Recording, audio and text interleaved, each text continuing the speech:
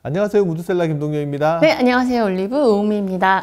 올리브님은 산에 오를 때랑 내려올 때 중에 어디가 더 위험할 거라고 생각하세요? 이게 상식적으로 올라갈 때 힘이 더 많이 들잖아요. 제가 헥헥거리는 것처럼. 당연히 올라갈 때 더 사고가 많을 것 같다는 생각을 하는데, 네, 아닌가요? 실질적으로 보면 저도 산 올라가다 보면 꼭대기 올라갈 부근 되면 이제 헥헥대고 깔딱고기 지나고 힘들기는 한데 사실 다 힘은 올라갈 때가 더 드는데 사고는 내려올 때 더 많이 난다고 하더라고요. 네. 실제로 이제 하버드 대학교 의대 연구진에서 이제 에베레스트 제일 높은 산이잖아요. 네네. 거기 등반 사고하면서 사망한 사고를 한번 조사를 한번 해봤더니 실질적으로 등산 올라갈 때보다는 하산할 때 사고가 더 많이 난다라고 하더라고요. 이런 연구 자료가 있는 거네요. 갑자기 등산 이야기를 꺼낸 이유는 뭐냐 그러면 이제 네. 등산하는 거랑 우리가 은퇴 자산 관리하는 거가 되게 좀 비슷한 것 같아요. 보통 네네. 이제 산에 오르는 거를 이제 노후 자금을 모으는 과정, 그러니까 적립 과정이라고 이야기를 한다 그러면 산에서 내려오는 하산의 과정이 이제 모아둔 노후 자금을 인출하는 그쵸. 과정이라고 볼 수 있잖아요. 네네. 근데 실질적으로 보면 노후 자금을 모을 때보다 노후 자금을 인출할 때 사고가 더 많이 발생하지 않을까. 그래서 인출할 때 좀 더 잘해야 된다라는 의미에서 이제 이 이야기, 등산 이야기를 갑자기 한번 가져와 봤습니다. 네, 왜 등산 이야기를 꺼내셨나 했더니 오늘 주제가 바로 노후 자금 인출입니다. 인출의 중요성, 2023년에 특히나 많이 이야기가 될 것 같은데요. 이유가 있습니다. 그렇죠?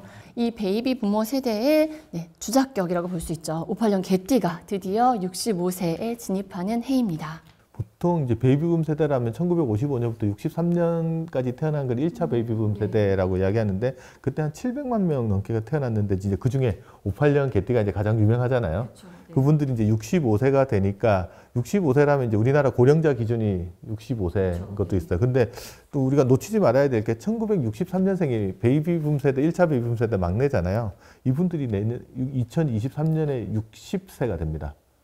60세가 된다라는 말은 우리나라 고령자 고용촉진법상 이제 정년 퇴임 연령이 그렇죠. 네. 되는 나라라서 이제 돈을 모으는 시기가 이제 베이비붐 세대는 거의 끝나가고 이제 모아둔 돈을 어떻게 인출할 거냐 하는 부분들에 대해서 고민해야 되는 인출의 시기로 들어가는 거예요. 그래서 우리나라도 이제 본격적으로 노후 자산 관리, 은퇴 자산 관리의 중심축이 적립 단계에서 이제 인출 단계로 조금씩 옮겨가는 거. 계기가 되는 해가 2023년이 되지 않을까 이런 생각을 한번 해봅니다. 근데 저희가 근데 그동안 은퇴 자금 혹은 노후 자금의 적립에 대해서는 많이 이야기했고 또 많이 듣기도 했잖아요. 근데 인출이라고 하니까 확 와닿는 느낌이 좀 없는데 적립과 인출의 차이 한번 깔끔하게 정리 좀 부탁드릴게요. 그러니까 보통 이제 노후 자금 모으자라는 이야기는 많이 했는데 그러니까요. 네. 이제 결국 모으는 목적이 잘 빼쓰는 거잖아요. 네. 근데 적립하는 단계랑 인출하는 단계 이제 자산 관리 방법들이 조금 차이가 난다고 합니다. 가장 큰 차이점은 뭐냐면 적립 단계는 자금이 계속 유입되잖아요. 근데 인출 단계는 더 이상 유입되는 자금은 없고 그 돈을 이제 뺏어서니까 유출이 일어나는 단계예요. 그러면 이제 적립 단계의 이제 자산 관리 목표를 살펴보면은 이제 적립은 결국은 노후 생활에 필요한 자금을 만들어가는 거, 모아가는 게 목적이라고 하면 이제 인출 단계에서는 그 모아둔 자금을 사망할 때까지 부족하지 않게 그리고 계속되게 중간에 고갈되지 않게 계속 인출해 나가는 거잖아요. 중간에 고갈되면 안 되는 거잖아요. 그래서 이제 적립 단계는 투자에 실패를 하더라도 새로 유입되는 자금들이 있기 때문에 회복할 기회가 좀 있어요. 만회할 수 있을 것 같긴 해요. 그런데 인출하는 단계에는 더 이상 유입되는 자금이 없는 상태에서 투자 손실을 입게 되면 그 손실을 입은 상태에서 또 인출을 해야 되잖아요. 그렇게 되면 뭐가 어떻게 되겠어요? 자금이 조기에 고갈 나버리게 되면 자칫하면 무전장수해야 되는 문제가 있죠. 그렇죠? 오래 살게 되는데 돈이 먼저 바닥 난다는 그런 뜻인 거죠. 그렇죠. 이제 적립 단계에서는 투자에 실패하더라도 이제 수익률이 나빠지는 정도고 다음번에 또 자금 유입이 있으니까 만회할 기회가 있는데 인출하는 단계에서는 그 기회조차 갖지 못하고 자금이 조기에 고갈될 수도 있기 때문에 이 부분이 이제 적립 단계랑 인출 단계에 뭐 다 다른 부분들이 많잖아요. 그것들을 한번 잘 정리해 보시고 인출 단계 목표도 좀 세워갔으면 좋겠습니다. 완전히 다른 관점이 뭔가 필요한 이야기인데 적립은 좀 쉬운 것 같거든요. 최대한 많이 오래 모으면 된다. 비교적 간단한 원칙만 기억을 하면 되는데 이게 인출은 또 완전히 다른 이야기 같습니다. 뭔가 깊게 생각해야 되는 부분들이 있을 것 같은데 인출에 있어서 생각해야 되는 위험들이 있으면 한 번씩 찝어주시면 좋을 것 같아요. 인출 단계에서 한 3가지 정도를 좀 우리가 고려를 해야 됩니다. 불확실성이라는 게 있는데 첫 번째 불확실성이 뭐냐 그러면 수명의 길이가 불확실해요. 언제까지 살지 모른다. 그렇죠. 언제까지 살지 모르는. 우리 흔히 장수 리스크라고 이야기하는데 혹시 올리브님은 3년고개라는 동화책 예전에 읽어본 적이 있어요? 애가 있으니까 읽어주죠. 3년고개 내용이 이렇잖아요. 어떤 할머니가 고갯길을 가다가 넘어졌더니 옆에 있던 분이 할머니 여기서 넘어지신 분은 3년밖에 못 살아요. 그렇죠. 그러니까 할머니가 집에 와서 대성통곡을 했더니 손자가 할머니 왜 그래 물어보니까 자초지종을 막 이야기하잖아요. 그때 손자가 할머니를 보더니 할머니 그렇게 좋은 일이 생겼는데 왜 울어? 할머니 그냥 그 고개 가서 3년에 한 번씩 넘어지면 할머니는 평생 영구히 안 죽을 수 있다. 이 이야기를 동화 속의 우스갯소리 정도로 생각을 했는데 요즘 과학계에서 이 이야기를 해요. 네. 그 유명한 미래학자로 알려져 있는 구글의 레이먼드 커즈와일이라는 분이 계신데 네. 그분이 쓴 책 중에 이제 특이점이 온다라는 책이 있어요. 두께가 한 이 정도 돼서 인기 있었던 책이잖아요. 그 내용 중에 어떤 것들이 있냐면 이분이 수명 탈출 속도를 이야기를 해요. 이게 또 무슨 이야기인가 자세히 봤더니 이겁니다. 사람의 수명이 1년에 1년 이상 늘어나면 예를 들어 올리브님이 이제 85세까지 살기로 했는데 84세에서 내년이면 죽겠구나 이런 생각을 하잖아요. 근데 1년을 살아봤더니 수명이 1년 늘어나는 거예요. 뭐 기술 발전에 의해서? 그렇죠. 그러면 1년 더 살겠네. 또 1년 살아봤더니 또 1년이 늘어나요. 그러니까 이론적으로는 수명이라는 게 어떤 이유든지 1년에 1년 이상 늘어나게 되면 사람이 더 이상 죽지 않는 시대? 그러니까 온다. 이게 이제 수명 탈출 속도에 도달한다라고 하는데 그게 2045년경이 되면 그렇지 않나? 뭐 그런 이야기들을 하더라고요. 근데 이 말이 맞든 틀리든 중요한 건 뭐냐 그러면 우리가 생각한 것보다 오래 살 가능성들이 많아졌다. 그 부분을 한번 생각해 봐야 돼요. 그래서 우리가 자산 관리할 때 중요한 것들은 수익률의 뭐 높낮이 이런 것도 되게 중요하지만 우리가 결국은 인출하는 시점에서는 사망하는 시점까지 돈이 떨어지면 안 되잖아요. 그때 우리가 반드시 고려해야 될 요소 중에 하나가 수명. 그 수명의 불확실성에 어떻게 대비할 거냐. 제가 예를 들어 질문 한번 던져볼게요. 네. 앞에 강물이 있어요. 저기를 건너가면 제가 그물 한 양을 드릴게요. 네. 평균 수심은 120cm예요. 건너가시겠어요? 평균이요? 평균 수심이 120cm. 그러면 갈 것 같은데요.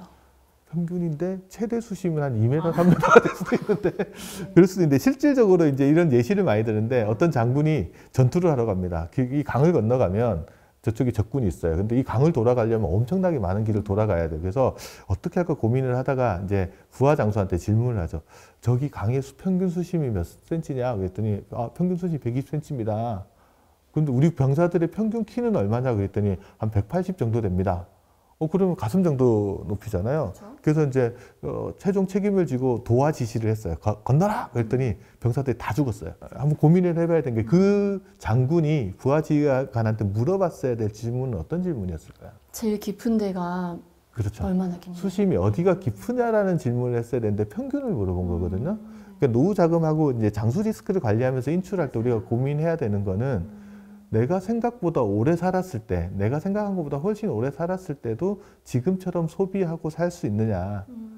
이 부분에 대한 고민이 이제 장수 리스크에 맞춰서 우리가 인출 설계를 할 때 가져가야 될 자세라는 거죠. 이제 그 부분을 우리가 조금 더 깊이 한번 생각을 해볼 수 있을 것 같습니다. 그 2022년에 발표한 통계 자료 보니까 그 대한민국 평균 기대 수명이 83.5년이어가지고 저는 그것만 생각했거든요. 83년 정도 준비하면 되겠다. 여자는 더 기니까 뭐 86년 했는데 이런 평균의 함정이 있었다는 이야기. 가장 오래 많은 사람들이 죽는 나이대가 88세라 그러거든요. 그렇군요. 그 평균보다 훨씬 더 사는데 그거보다 더 오래 살 수도 있으니까 거기에 대한 대면, 그러니까 정확하게 보면 평균이 아니고 내가 생각보다 오래 살았을 때도 현금 흐름이 끊이지 않고 지금처럼 소비할 수 있게 설계가 되어 있느냐, 준비가 되어 있느냐, 이 부분이 이제 인출 설계할 때 우리가 첫 번째로 고민해야 될 과제인 것 같습니다. 알겠습니다. 첫 번째 저희 장수 리스크에 대한 이야기 한번 나눠봤고요. 두 번째 리스크 한번 짚어주시죠. 두 번째는 이제 은퇴 생활 기간이 되게 길잖아요. 그래서 우리가 뭘 고민을 해야 되냐면 인플레이션에 대한 고민들을 물가 해야 오르는 돼요. 거. 네네. 인플레이션하면 실감이 잘 안 하는데 흔히들 은퇴자한테서는 인플레이션을 침묵의 살인자라고 이야기하거든요. 잘 모르는 상황에서 슬슬 다가와서 우리를 옥죄한다고 해서 우리 시나브로라는 말 아시죠?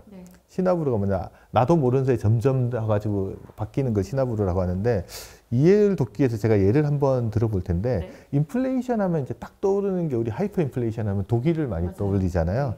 근데 1917년 그때 전쟁이 끝나고 나서 이제 당시 50대에 있던 독일에 있던 로테 hen 예, 로테 hen 여사님이 스위스에서 살다가 이제 4년 만에 고향으로 돌아왔어요. 네. 근데 집 앞에 딱 들었었는데 편지가 3통이 놓여 있는 거예요.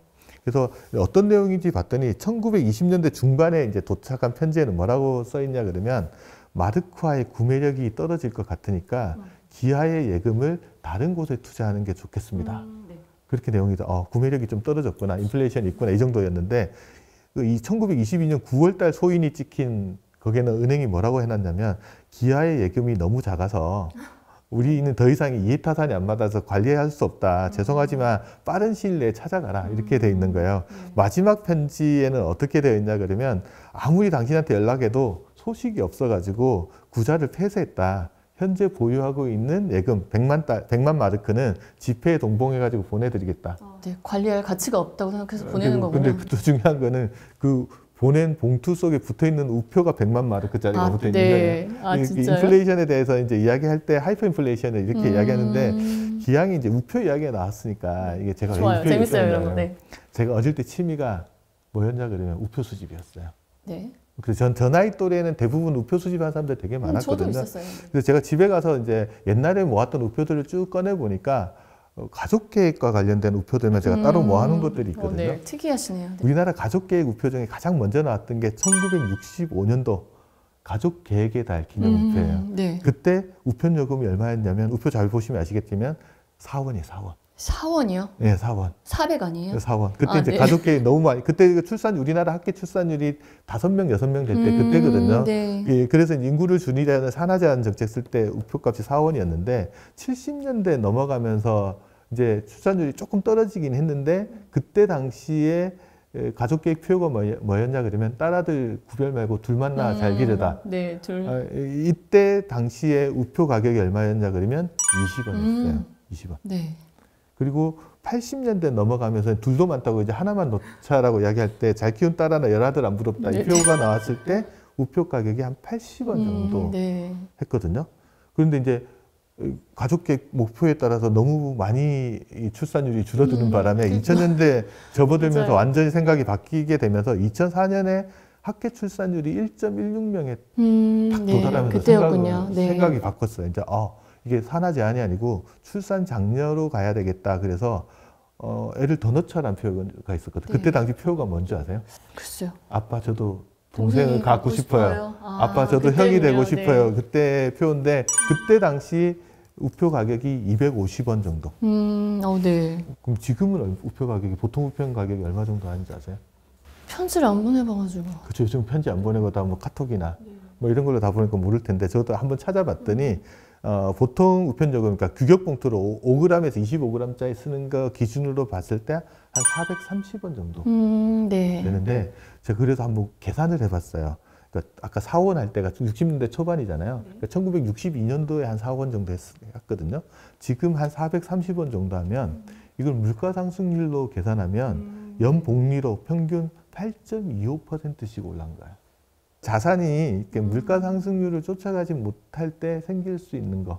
특히나 이제 은퇴 시기에 인출하는 시기의 기간이 20년, 30년 넘게 되는 시기 동안 우리가 자산 관리할 때 인플레이션이라는 리스크를 간과하면 어떤 일이 생기는지를 한번 좀 생각해 볼 수 있는 거라서, 제가 어렵게 예전에 취미생활까지 이야기하면서 이야기 드려요. 네, 이렇게 우표로 예를 들어주셨는데, 이게 우표가 아니라 조금 더 와닿는 생필품이라면 물가 상승이 얼마나 위협적인 요소인지 좀 더 와닿을 것 같다는 생각이 들더라고요. 저는 당시에 우표를 모을 때 네.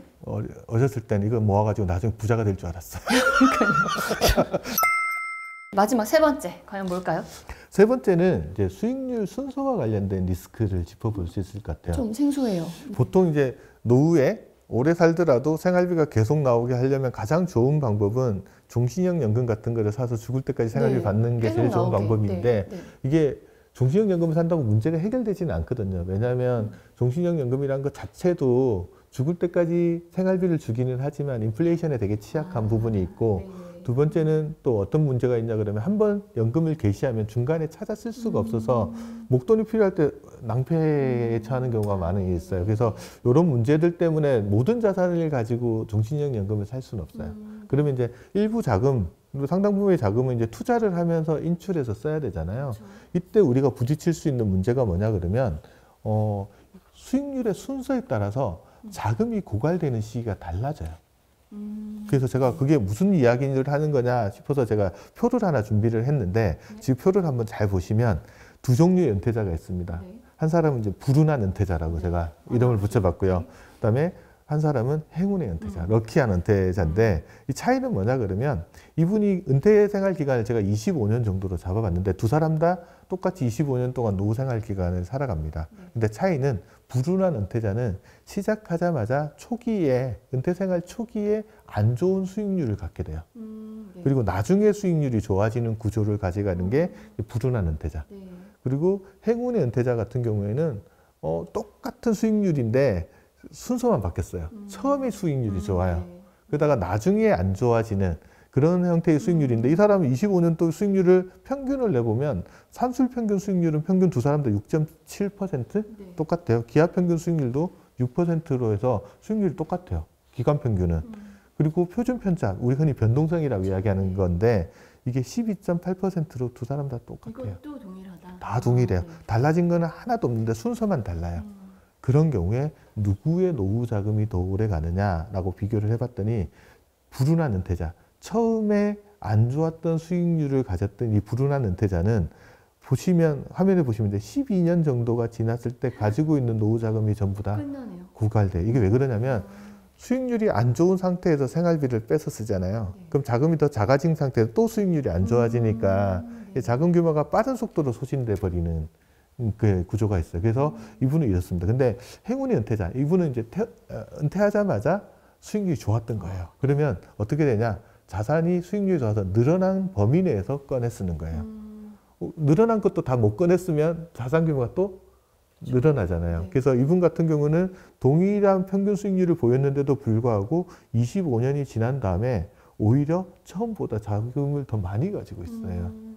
그래서 흔히들 우리는 이제 수익률 크기나 아니면은 변동성이 은퇴 생활하는데 큰 리스크라고 생각을 하고 가지고 이야기를 하는데 그것도 물론 중요하지만 그보다 더 큰 거는 내가 은퇴 시점에 어떤 수익률 순서를 맞게 되느냐 하는 부분들이 더 큰 은퇴 자산의 수명을 좌우하는 요소다. 은퇴 생활 초기의 수익률 관리를 어떻게 하느냐에 따라서 전체 은퇴 기간 전체의 우리의 운명이 달라질 수도 있으니까 초기 자산 관리가 상당히 중요한 부분 같습니다. 네, 지금까지 은퇴자금 적립기와 그리고 인출기의 차이, 그리고 또 인출에 있어서 주의해야 할 세 가지 리스크에 대해서 저희 무드셀러님 모시고 한번 이야기 나눠보았습니다. 네, 도움 말씀 주신 무드셀러님 다시 한번 감사 인사드립니다. 감사합니다.